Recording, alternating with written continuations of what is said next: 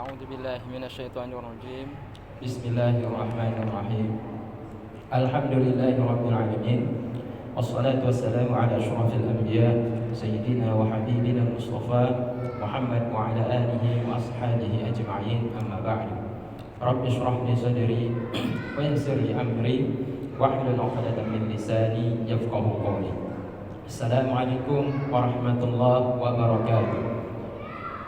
Jamaah salat maghrib Masjid Baitul Ghafur, Masjid Agung Kebanggaan Masyarakat Aceh Barat Daya yang dimuliakan Allah Subhanahu wa taala.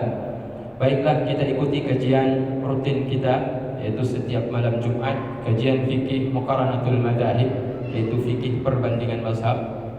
Pada hari ini, malam ini, Kamis malam Jumat 2 Rajab, masuk malam yang ketiga di bulan Rajab, kita akan menyambung kembali kajian kita tentang hal yang membatalkan ibadah sholat.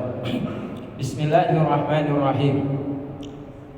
Sebagaimana pengajian kita pada beberapa minggu yang lalu, kita telah membahas tentang beberapa hal yang membatalkan sholat. Di antaranya adalah al-kalam, yaitu berbicara secara sengaja.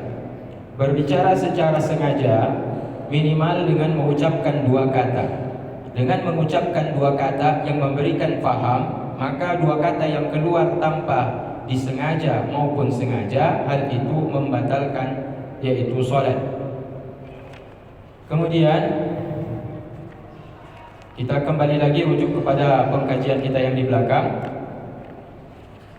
Ada beberapa pendapat bahwa bertutur dengan 2 huruf meski tidak memberikan faham, atau 1 huruf tapi memberikan faham, maka hal itu adalah membatalkan sholat dengan baik disengaja maupun lupa. Sebagaimana khabar, yaitu hadis yang diriwayatkan daripada Zaid bin Arqam, kunna natakallamu fi sholati yukallimu ar-rajula minna sahibahu. Kami pada waktu dahulu berbincang-bincang di dalam solat, berbicara oleh seorang laki-laki di kalangan kami yang sedang solat terhadap kawannya sedangkan dia dalam keadaan solat. Sehingga dengan sebab inilah diturunkan, yaitu ayat yang melarang bagi orang yang sedang mengerjakan ibadah solat berbicara ketika solat. Jadi mafhum daripada larangan tersebut yaitu bila dikerjakan yaitu berdosa. Bila berdosa berarti membatalkan ibadah sholat. Dikatakan dalam ayat ini, qumu lillahi qanitin wa qumu lillahi qanitin. Berdirilah kalian kepada Allah Ta'ala dalam keadaan qanitin, yaitu dalam keadaan tenang, diam tanpa berbicara. Fa'amarana bisukut, maka Allah Ta'ala telah memerintahkan kami melalui ayat tersebut untuk diam. Wa nahaina 'anil kalami, dan melarang oleh Allah Ta'ala akan kami daripada berbicara, mengucapkan kata-kata di luar ucapan-ucapan solat. Dan jamaah yang dimuliakan Allah Ta'ala, berdasarkan dalil itulah kemudian larangan muncul berbicara di dalam sholat. Berarti orang yang berbicara di dalam sholat membatalkan sholat itu sendiri. Berbicara ini kemudian ditafsirkan oleh para ulama, maksudnya bagaimana yang dimaksud dengan berbicara. Apakah orang itu mengatakan 1 kata, 2 kata? Apakah kata-kata itu memberikan faham, ataukah kata-kata itu tidak memberikan faham? Maka terjadi perbedaan di sini. Menurut Imam Abu Hanifah, batallah sholat dengan berbicara sengaja ataukah lupa, ataukah jahil tidak tahu, ataukah tak sengaja, ataukah dipaksa. Batallah sholat itu berbicara. Demikian itu dengan cara berbicara dengan 2 huruf atau 1 huruf yang memberikan faham. Kalau 1 huruf tidak memberikan faham mungkin dimaafkan. Tapi kalau 1 huruf memiliki arti dan memberikan makna dan dapat difahami, maka 1 huruf itu pun dikategorikan sebagai berbicara yang membatalkan sholat. Kalau 2 huruf meskipun tidak memberikan makna, tidak bisa difahami apa maksudnya, karena dia sudah tersusun daripada 2 huruf atau 2 kata, tersusun daripada dua kata, maka hal itu membatalkan, yaitu solat. Dua kata yang tidak memberikan faham sudah membatalkan solat. Satu kata yang memberikan faham membatalkan solat. Satu kata tapi memberikan faham. Dan ini menurut pendapat Imam Abu Hanifah. Kemudian di dalam pendapat Maliki disyaratkan untuk sahnya solat meninggalkan kalam. Sepakat dengan Abu Hanifah. Tidak boleh berbicara selain pada ucapan-ucapan yang diucapkan di dalam solat. Kecuali kalau berbicara itu untuk kemaslahatan solat, misalkan menegur imam yang salah. Dan batallah solat itu dengan sengaja berbicara dengan bahasa asing. Bahasa asing maksudnya bukan bahasa Arab, meskipun satu kalimat. Contoh seumpama dalam bahasa Arab menggunakan kata na'am, iya, artinya iya. Aula atau dengan menggunakan kata la, artinya tidak. Na'am, iya, la, tidak. Mengatakan dua kata ataupun satu kata yang memiliki makna tadi dan itu bukan bahasa Arab, batal dengan secara sengaja, meskipun hanya satu kalimat, karena itu bukan untuk kebaikan solat. Jadi di dalam pendapat Maliki di sini dikatakan bahwa kalam itu membatalkan solat kalau disengaja. Kalau disengaja maka batallah solat. Jadi kalau tidak ada unsur kesengajaan, berbeda faham Imam Malik dengan Imam Hanafi. Kalau tidak disengaja tidak batal solat. Kalau Imam Hanafi sengaja tak sengaja itu batal solat. Bagaimana pendapat Imam Syafi'i dalam hal ini? Batal solat dengan bertutur dengan tuturan kata manusia dengan dua huruf yang memberikan faham, meskipun untuk kebaikan solat, seperti perkataan mengatakan la takum, jangan duduk di depan saya. Itu kebaikan solat. Ada orang tanpa sengaja dia berdiri atau dia duduk di depan kita, kemudian kita hampir hilang khusyuk, kita menegur dengan kata-kata la takum, jangan kau duduk di situ. Kalau dengan bahasa Arab, kalau dengan bahasa Aceh, baik kau duduk di sinan. Gimana lagi nya pegang burung yang tunggu dong atau duduk di keji, dipegang lagi nya, baik duduk. Atau dipegang baik hinan. Dan batal solat. Batal ucapan itu meskipun untuk kebaikan solat. Demikian juga menurut Imam Syafi'i, orang yang menangis dan orang yang anin, menjerit, orang yang menangis dan menjerit di dalam solat itu pun termasuk yang membatalkan solat. Jadi kalau ucapannya itu hanya sedikit dan tanpa disengaja atau lupa kalau dia itu sedang mengerjakan solat, maka hal itu dimaafkan. Berbeda dengan Hanafi, sengaja tak sengaja batal solat. Berarti Imam Syafi'i dengan Imam Maliki dalam hal ini, kalau kata-kata itu dikeluarkan tanpa unsur kesengajaan, tidak batal solat. Tetapi dengan catatan, kalau Imam Syafi'i ucapannya itu tidak banyak, sedikit perkataannya, ucapannya itu yasir, sedikit. Atau dia tidak tahu kalau bertutur kata itu haram hukumnya. Bertutur kata, berbicara di dalam solat itu dia tidak tahu haram hukumnya. Kenapa? Alasannya karena qariba ahduhu bil Islam, masih baru dia masuk dalam Islam, mu'allaf. Ada orang Cina, alhamdulillah dapat hidayah, orang Cina Belampidi, masuk Islam. Hari pertama dia syahadat, hari pertama itu juga dia masuk solat di Masjid Agung, di shaf yang pertama pula dia solat. Di shaf yang pertama. Kemudian nampak di depannya ada orang solat, imamnya solat itu, kain sarungnya itu tertiup angin, terbukalah aurat. Kemudian dia bilang, "Hai, tubsiat leha." Tutup sebentar itu kain sarungnya. Jika lo dah urungnya ngopeng, di maju ditutup. Lo begitu buka auratnya tunggu imu. Bagaimana hukumnya? Kalau sekedar berbicara tidak batal, karena dia masih baru masuk Islam, karena kejahilannya masih dimaafkan.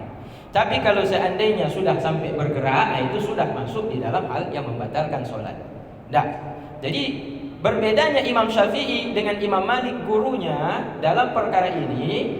Kalau Imam Syafi'i mengatakan dimaafkan bertutur kata yang sedikit. Dimaafkan bertutur kata yang sedikit ataukah lupa. Nah, kalau Imam Malik mengatakan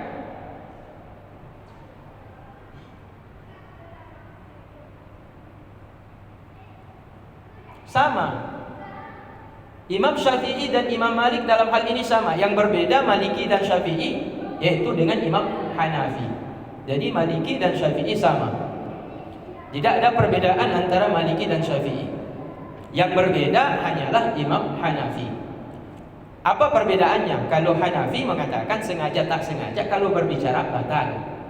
Kalau Imam Syafi'i, Maliki sengaja tak sengaja tergantung. Kalau disengaja batal. Kalau tak sengaja, kalau tidak sengaja tidak batal asalkan ucapannya itu sedikit, tidak disengaja atau karena jahil. Datang pendapat murid Imam Syafi'i, siapa? Imam Ahmad bin Hanbal. Demikian juga para ulama yang mengikuti mazhab Hambali. Mereka mengatakan tabtulus salatu bikalamil adami. Batallah salat dengan berbicara ucapan, perkataan, omongan manusia, yaitu yang tersusun daripada 2 huruf ataukah lebih, bukan untuk kebaikan salat. Seperti perkataan wahai budak, wahai anak muda, berikan saya air minum. Dan tidaklah batal jika berbicara oleh orang yang salam sebelum menyempurnakan salatnya dalam keadaan lupa dengan ucapan yang sedikit menurut huruf karena untuk kebaikan salat. Nah, di sinilah letak perbedaannya. Kalau di dalam mazhab Syafi'i, demikian juga Maliki, orang yang bertutur kata bukan kata-kata yang mesti dibaca, diucapkan di dalam solat. Bertutur kata itu baik untuk kebaikan solat maupun bukan untuk kebaikan solat. Kalau lebih daripada batas sedikit, artinya terhitung itu ucapan yang banyak, batal solatnya. Tapi kalau menurut muridnya Imam Syafi'i, yaitu Imam Ahmad bin Hanbal, kalau itu ucapan untuk kebaikan solat, maka itu tidak membatalkan solat. Jadi kalau ada ucapan dikatakan oleh orang yang sedang sholat untuk kebaikan sholat, maka itu tidak membatalkan sholat menurut pendapat Imam Ahmad bin Hanbal. Jadi tidaklah batal jika, di sini dikatakan tidaklah batal jikalau berbicara oleh seseorang yang salam sebelum menyempurnakan sholatnya karena lupa dengan kalam yang sedikit menurut huruf, menurut kebiasaan karena untuk kebaikan sholat. Ini contohnya, ada orang sholat rakaat yang ketiga di waktu sholat maghrib, belum salam dia bicara. Belum salam dia bicara. Nah, belum salam dia udah bicara. Dia tegur seseorang, atau ada orang bertanya, dia bilang, dia jawab pertanyaan daripada seseorang. Nah, kalau menurut mazhab Hambali, di sini dikatakan tidak batal. Tidak batal asalkan lupa. Kalau itu membatalkan sholat. Asalkan lupa kalau itu membatalkan sholat. Tapi kalau tidak lupa, batal sholat. Nah, ini perbedaan antara itu pendapat Imam Ahmad bin Hanbal dengan mazhab Syafi'i. Kalau kita mau berpendapat, mau mengambil yang mana? Kalau kita bermazhab Syafi'i, berarti kita mengikut apa yang difatwakan Imam Syafi'i, sama persis dengan pendapat gurunya Imam Malik, bahwa perkataan ucapan-ucapan yang bisa memberikan faham, ucapan-ucapan tersebut atau ucapan itu tidak memberikan faham tapi tersusun daripada 2 kata, maka itu membatalkan sholat. Asal dalam keadaan sengaja. Kalau tidak sengaja tidak batal, asalkan sedikit. Kalau berlebihan batal. Kalau berlebihan batal, meski tidak disengaja. Yaitu pendapat kita. Jadi ketika Bismillahirrahmanirrahim, Alhamdulillahirabbil alamin, Arrahmanirrahim, tak apa dia ingat? Iya, besok nanti. Tak apa tiba-tiba entah melamun, entah apa terpikir dia, mungkin sedang puasa Rajab. Dia ingat pula dengan kawan nasi di dapur. Iya, boleh ikan asam ke. Teringat dia, keluarlah kata-kata itu sedang dia mengerjakan ibadah solat, maka itu juga membatalkan solat. Karena ucapannya itu yaitu bukan ucapan yang sedikit, bukan ucapan yang ringan. Kemudian tadi berbicara yaitu dengan mengatakan dua kata atau satu kata yang memberi faham menurut masing-masing mazhab, sudah kita dapat. Sekarang termasuk juga yang membatalkan solat adalah makan dan minum. Kemarin sudah dibahas, makan minum sengaja di dalam solat batal hukumnya. Dan sebagaimana kita kaji sedikit kembali, kita ulang kaji sedikit lagi, bahwa batallah solat menurut Imam Syafi'i dan Hambali dengan sengaja mengunyah atau memakan makanan meskipun hanya sedikit. Karena hal memakan dan mengunyah makanan, hal itu munafatihi lis-sholati, hal itu bertentangan dengan tujuan solat itu sendiri. Solat bukan untuk makan dan minum. Tidaklah batal dengan memakan sedikit makanan karena lupa. Jadi kalau ada sedikit makanan yang kita makan tertelan tanpa kita sengaja, alasannya karena lupa atau karena tidak tahu tentang keharamannya, maka tidaklah batal. Tidak tahu saya kalau haram makan, kalau sedikit nggak batal. Kalau banyak batal. Pakai bajunya, baju kacang. Tunggu solat kan baju kacang. Yang batal solat. Hana tu belum. Sapo sebiji mentong. Hana punya hana batal. Bacut setengah kadang. Baik satu biji. Satu biji kan besar tu. Setengah. Tapi kalau dia dalam keadaan tidak tahu, itu boleh. Tidak membatalkan. Tapi kalau dia tahu hukumnya udah jelas batal. Kalau lupa bagaimana? Sedikit tidak apa-apa. Kalau banyak batal. Lupa makan. Lagi solat makan. Tengah solat di bajuku. Pada waktu dia lupa, pada waktu dia makan tadi itu dalam keadaan lupa, karena sedikit maka itu tidak batal. Kalau banyak batal. Ini dalam pendapat Hambali dan Syafi'i tentang yang membatalkan solat, yaitu akibat makan dan minum. Yang ketiga, beramal yang banyak yang berturut-turut, melakukan perbuatan-perbuatan yang banyak, bukan perbuatan-perbuatan pekerjaan di dalam solat, dan perbuatannya itu berturut-turut dan dihitung perbuatannya itu dihitung banyak. Maka menurut Syafi'i dan Hambali, ini kebanyakan Syafi'i dan Hambali biasanya dia cocok dengan Maliki. Di sini kadang-kadang dia bertentangan dengan Maliki dan Hanafi, malah cocok dengan muridnya yaitu Hambali. Di sini saya nukil pendapat Syafi'i dan Hambali tentang amal katsir, perbuatan yang banyak di dalam solat yang membatalkan solat. Menurut Imam Syafi'i dan Hambali, tabtulus sholatu bi katsirin minal amali amdan sahwan. Batallah solat dengan melakukan pekerjaan yang banyak, baik sengaja ataukah lupa. Kalau pekerjaannya itu banyak, baik sengaja ataukah lupa tidak sengaja, tetap itu membatalkan solat karena pekerjaannya banyak. Berarti yang tidak la bi qalilihi, tidak batal dengan sedikit pekerjaan. Itu melakukan gerakan-gerakan yang sedikit itu tidak batal.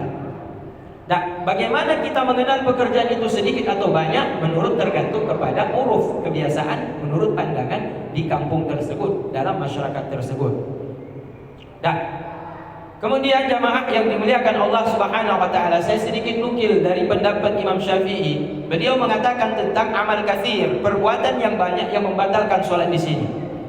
Wa adhafa Syafi'iyyatu anna al-'amal al-katsira fil 'urfi, dan menambahkan oleh kalangan pengikut Imam Syafi'i bahwa amal yang banyak di dalam uruf, amal yang banyak menurut pendapat uruf ini menurut tabiat kebiasaan masyarakat memandang, itu bisa dibatasi dalam 3 perbuatan atau lebih. Seperti menggerakkan oleh ia akan kepala dan tangan sekaligus. Seseorang yang menggerakkan tangan dan kepala sekaligus, ini termasuk di dalam perbuatan, yaitu af'al yang banyak. Karena kedua-duanya dilakukan secara serentak atau berturut-turut, tidak serentak tetapi habis goyang kepala, yaitu gerak-gerak tangan. Gerak-gerak tangan ini bagaimana? Ini akan dibahas juga. Dan dihitung yaitu zihabul yadi wa 'audiha marratan wahidah, yaitu perginya tangan dan kembali tangan itu dihitung satu. Pergi tangan, kembali tangan itu dihitung satu. Ada orang sholat mestinya dia mensedekapkan tangannya pada waktu dia berdiri di atas dadanya atau di bawah dadanya. Kemudian dia angkat tangannya, kemudian dia kembalikan tangannya, maka ini dihitung satu, tidak dihitung dua. Artinya kalau ini masih dihitung satu, maka kalau dia mengerjakan yaitu satu kali lagi perbuatan, maka itu tidak membatalkan sholat, kecuali tiga. Kalau tiga perbuatan dikerjakan itu membatalkan sholat, minimal 2 kali. Jadi kalau seseorang mengangkat tangannya dan mengembalikan tangannya, maka itu dihitung satu. Bagaimana ketika kita sholat kemudian mengambil HP di dalam saku, bunyi HP, dia masukkan tangan ke dalam saku. Kenapa? Karena mengganggu kekhusyuan jamaah yang lain. Kemudian dia pegang, kemudian dia tekan off, atau dia matikan, atau dia silence. Kemudian dia kembalikan lagi tangannya di sini. Maka di sini ada terjadi, pertama bukan 2, ini bukan 1. Dia masukkan tanpa berhenti, karena kalau berhenti itu dihitung 2. Kalau berhenti dihitung 2.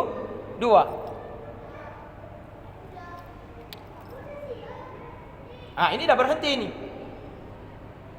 Ya kan? Udah berhenti ini. Dia tekan lagi. Udah berapa nih? Ini 1 nih masih ini kan? Udah berhenti nih. 2. Kemudian masukkan lagi, ya udah 3. Udah terhitung 3 gerakan. Ketika ada seseorang mengambil HP ke dalam sakunya untuk mematikan tombol silence atau meng-off-kan HP-nya, mematikan HP-nya, ada gerakan yang dilakukan itu mengangkat dan mengembalikan tangan pada tempat semula. Mengangkat dan mengembalikan tangan pada tempat semula itu dikira 1. Tapi ketika mengangkat tangan, kemudian dia berhenti, maka ketika berhenti itu udah dihitung 1. Ketika dia kembalikan lagi ke dalam kantong itu dihitung 2. Dan ketika dia masukkan kembali, dia kembalikan ke dada, itu udah masuk ke hitungan yang ketiga. Jadi bahaya, bisa merusak sholat seseorang. Andai kata ada orang yang sholat kemudian dia berusaha untuk mematikan HP dengan cara mengangkat HP dan menekan tombol HP tersebut.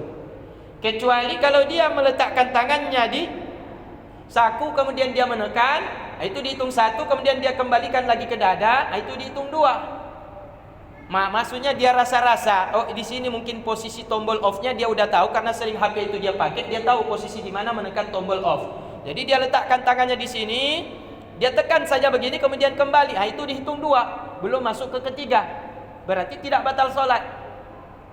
Karena gerakan yang dihitung membatalkan sholat bila sudah sampai kepada 3 gerakan yang berturut-turut. Jadi ini kadang-kadang banyak kalau kita perhatikan ada orang yang sholat kemudian mematikan HP. Kadang tanpa disadari gerakannya mematikan HP tujuannya agar tidak ribut, justru menyebabkan sholatnya itu batal dan tidak sah.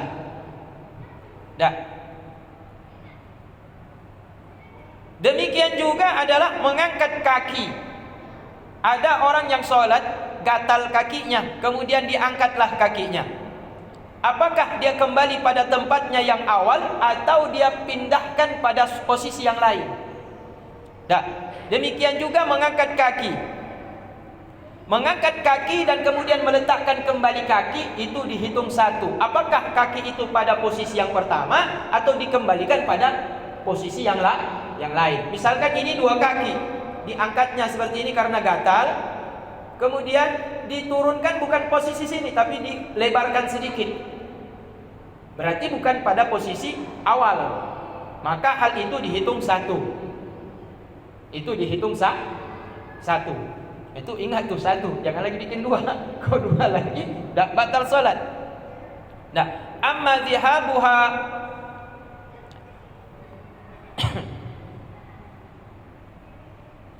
sawa'un adat limaudhihi alladhi kanat fihi aw la. Adapun berjalannya kaki dan kembalinya kaki maka dihitung 2. Ini beda. Kalau mengangkat dan meletakkan kembali pada tempat semula atau pada tempat selain semula, mengangkatnya itu dihitung 1, maka berangkatnya kaki, berjalannya kaki, apakah ke belakang, ke samping atau ke depan, itu dihitung 1,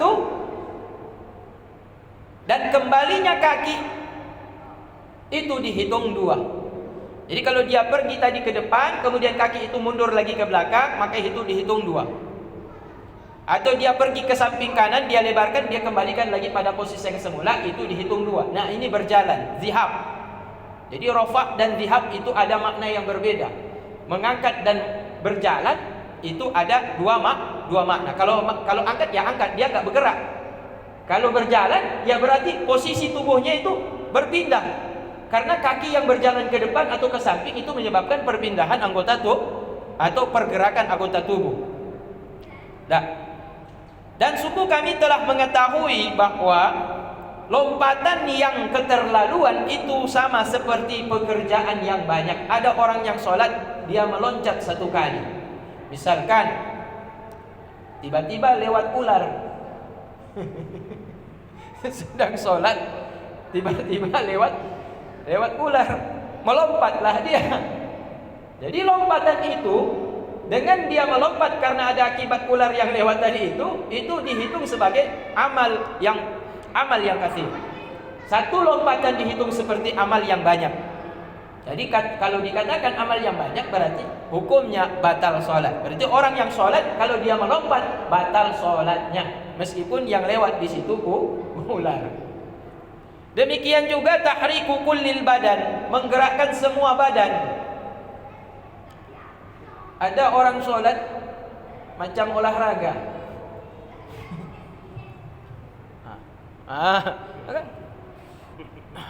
Olahraga dia. Ini olahraga, pemanasan olahraga atau sholat nih?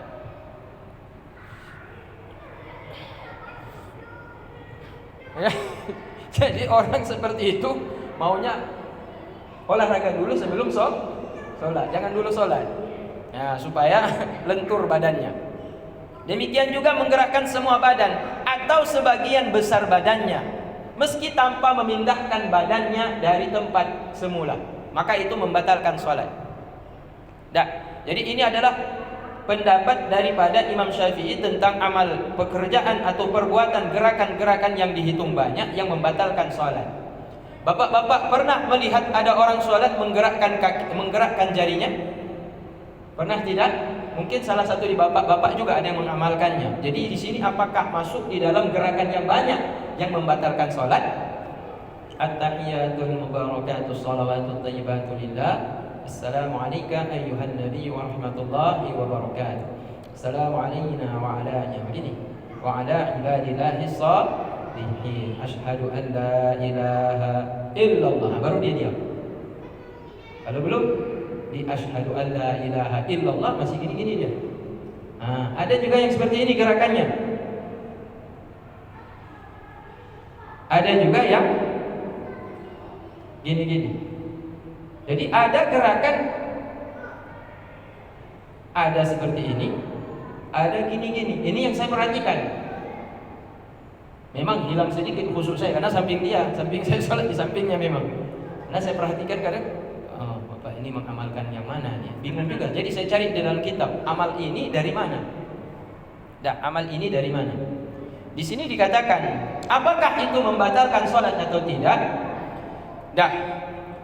Bermula tempat batalnya sholat dengan amal yang banyak jika adalah itu dengan anggota yang berat. Anggota yang berat ini bukan anggota tubuh yang kecil. Misalkan mata berkedip-kedip, ini anggota tubuh kecil, meskipun banyak tidak batal. Tuh apa namanya? Apa lagi ya? Jari. Karena dihitung itu anggota tubuh yang kecil. Maka jika anggota itu adalah anggota yang kecil, maka tidak batal, sebagaimana jika menggerakkan oleh ia akan jari jemarinya. Jika dia menggerakkan jari-jarinya tanpa dia menggerakkan kedua telapak tangannya, maka itu tidak membatalkan sholatnya. Demikian juga menggerakkan lidah. Sedang sholat gerak-gerak lidah. Habis pada dhalin, amin. Ditunggunya imam baca ayat. Entah apa dia buat.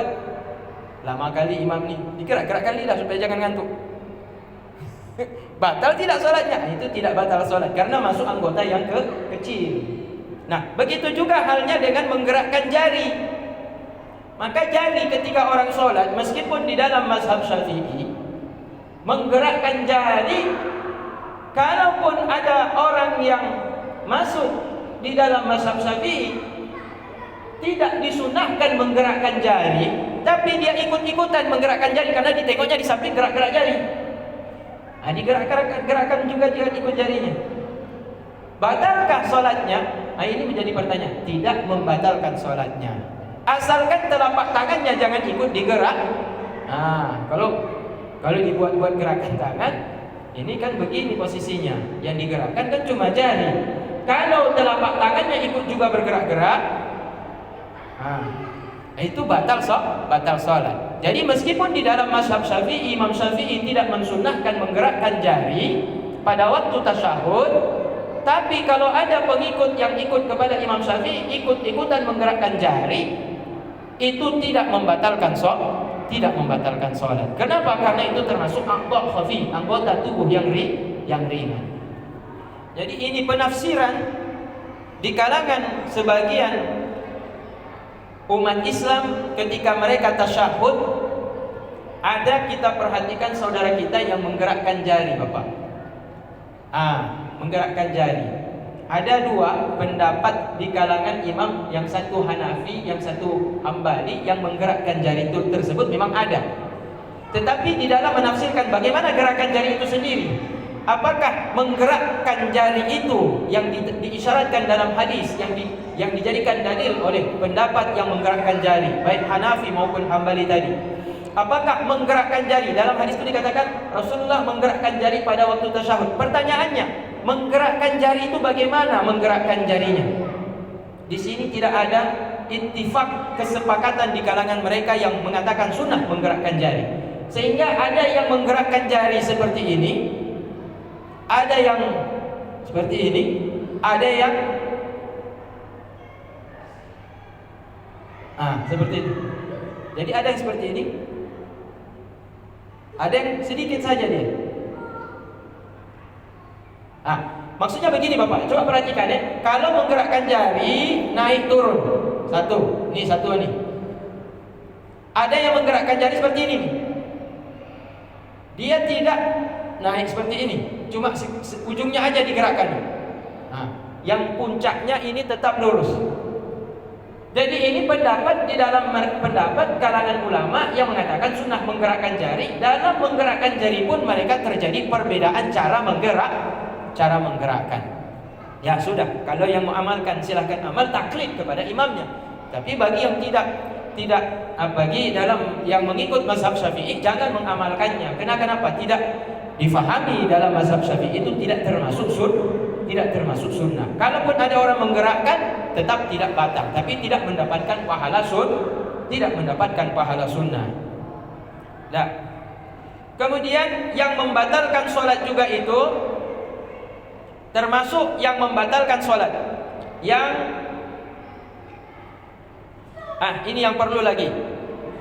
Batallah sholat menurut pendapat Abu Hanifah membaca Al-Quran pada mashaf. Ada orang sholat, misalkan sholat tarawih di bulan suci Ramadan.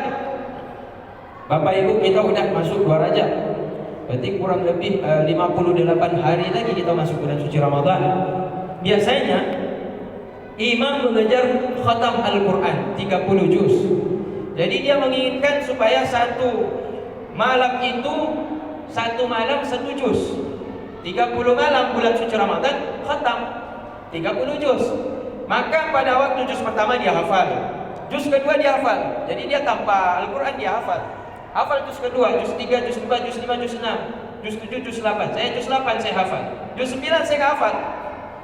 Karena saya ingin supaya khatam Al-Quran ketika sholat tarawih, saya letakkanlah satu macam tiang, kemudian ada tempat untuk meletakkan Al-Quran.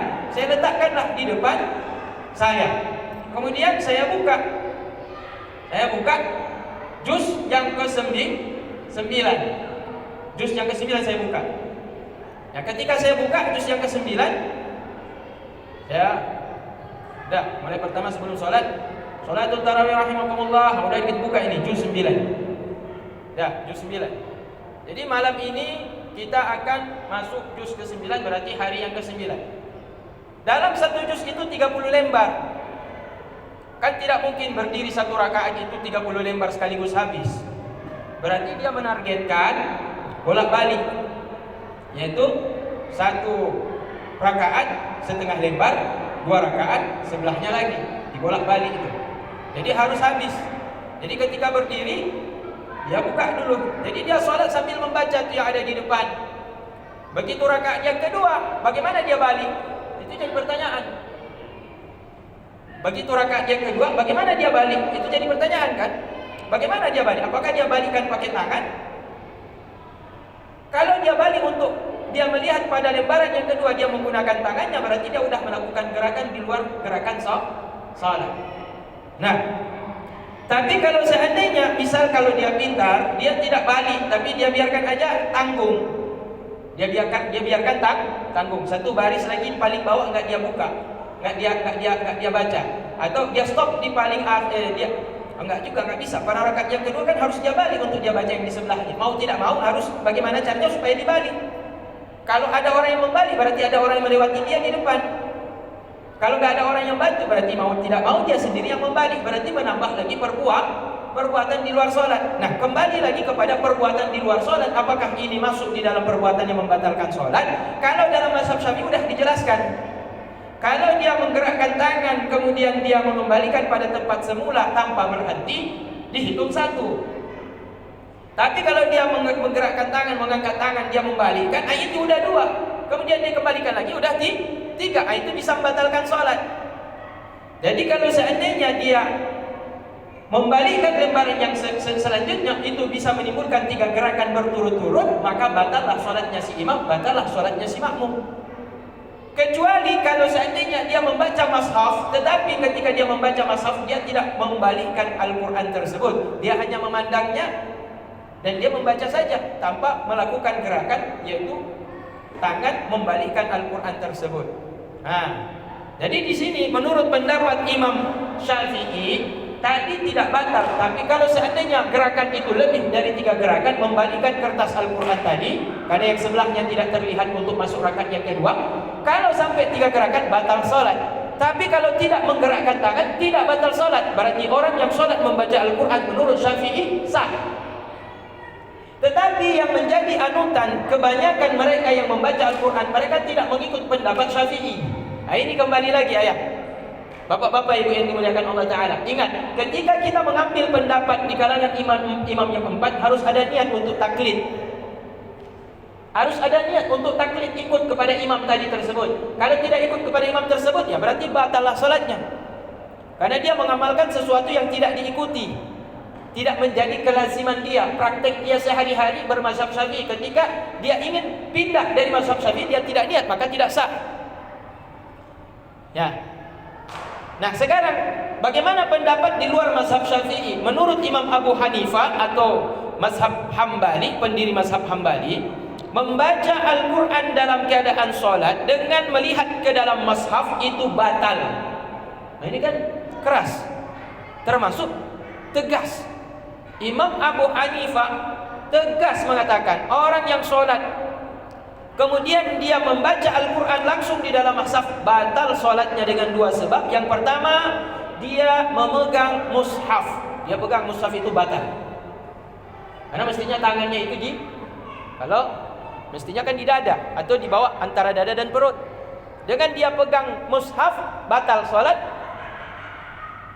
Kemudian melihat pada Al-Quran, bukan tempat sujud. Kemudian membolak-balikkan kertas halaman Al-Quran. Hal itu dipandang perbuatan yang berlebihan. Dipandang bukan perbuatan yang sedikit, tapi itu banyak pekerjaan yang banyak. Maka itu termasuk yang membatalkan sholat menurut Imam Abu Hanifah. Apa yang dipraktikkan oleh Ustaz Dr. Firanda? Beliau sholat dengan memegang HP sambil membaca Al-Quran dalam aplikasi Al-Quran yang ada di dalam HP. Berdasarkan pendapat Imam Abu Hanifah yang sering diambil oleh beliau, batal sholat beliau. Kalau beliau mempraktekkan pendapat imamnya, maka batal sholatnya. Lantas kenapa beliau tetap, yaitu menolak pendapat imamnya? Pendapat imamnya mengatakan batal, tapi beliau yaitu mempraktekkan yang dibatalkan oleh imamnya. Pendapat siapa yang beliau amalkan? Pendapat daripada Imam Syafi'i. Pendapat Imam Syafi'i ini pun harus difahami. Pertama, beliau harus taklid kepada Imam Syafi'i. Kalau beliau tidak taklid kepada Imam Syafi'i, batal salat beliau. Dengan dia memegang HP tadi itu, batal salat beliau. Tidak taklid, dia masih dalam mazhab Hanafi. Kemudian ketika praktek, dia amalkan pendapat Syafi'i tanpa dia niat ikut kepada Imam Syafi'i, batal. Yang kedua, gerakan dia memegang HP itu dengan menekan tombol-tombol tadi, kan nggak mungkin sedang takbir itu pegang HP. HP itu pastilah di kantongnya. Ketika dia takbir, ketika dia letakkan tangan, Fatihah lancar. Begitu masuk ayat dia ingin baca Al-Quran, baru dia pegang HP. Ini gerakannya. Kalau dia ikut kepada pendapat Imam Syafi'i mengatakan tidak batal, harus diperhatikan. Pertama, taklid dulu. Kalau tidak taklid, batal. Yang kedua, gerakannya jangan lebih daripada 3 gerakan yang berturut-turut. Kalau lebih daripada 3 gerakan yang berturut-turut, meskipun boleh membaca ke mushaf, tapi dalam pendapat Syafi'i, ingat, menggerakkan tangan yaitu 3 kali berturut-turut membatalkan sholat. Jadi kalau menurut saya, rasanya dalam hal ini condong kita kepada Imam Abu Hanifah. Aman lah, nggak usah lah. Kalau kita mau sholat, apa yang kita hafal itulah yang kita baca. Faqra'u ma tayassara minal Qur'an. Itu kan sudah tegas di situ dikatakan oleh Allah dalam Al-Qur'an. Bacalah oleh engkau apa yang mudah ringan bagimu daripada Al-Qur'an ketika engkau sedang mengerjakan ibadah salat. Kalau engkau sanggup menghafalnya, baca ketika dalam hafal. Tapi kalau tidak sanggup menghafalnya, jangan ambil Al-Quran kemudian membuka dengan tangannya, membaca langsung dan membuka tangannya. Yang pertama, pandangan tidak pada tempat sujud, yang seharusnya mata pada tempat sujud. Yang kedua, tangan bekerja di luar pekerjaan ibadah sholat. Dan kemudian yang terakhir, membelakangi kiblat. Membelakangi kiblat ini artinya memalingkan dada. Jadi ada orang sholat memalingkan dada, maka itu sudah masuk membelakangi kiblat. Meskipun tidak memutar semua anggota tubuhnya, dengan dia memalingkan dadanya, maka itu juga masuk dalam membatalkan sholat. Itu yang keempat. Yang kelima terakhir sebelum kita tutup, membuka aurat sengaja. Asalkan dengan catatan, yang terbuka aurat itu adalah dari samping kiri kanan muka depan. Kalau aurat itu terbuka dari wilayah bawah, tidak batal. Kadang-kadang kan kalau kita perhatikan kan, ketika sujud ada bapak-bapak pakai kain sarung. Dia tidak pakai celana panjang tidak pakai, dia pakai celana dalam. Ketika dia sujud, orang di belakang nampak. Batal tidak salatnya? Kan nampak auratnya. Tidak batal, karena kenapa? Terlihat dari bawah. Pak, batal solat bapak. Karena nampak aurat. Yang nampak kan dari bawah. Kalau dari samping tidak nampak. Itu tidak membatalkan. Demikianlah kajian kita pada malam Jumat 2 Rajab, malam 3 Rajab ini. Semoga membawa keberkahan kepada kita. Assalamualaikum warahmatullahi wabarakatuh.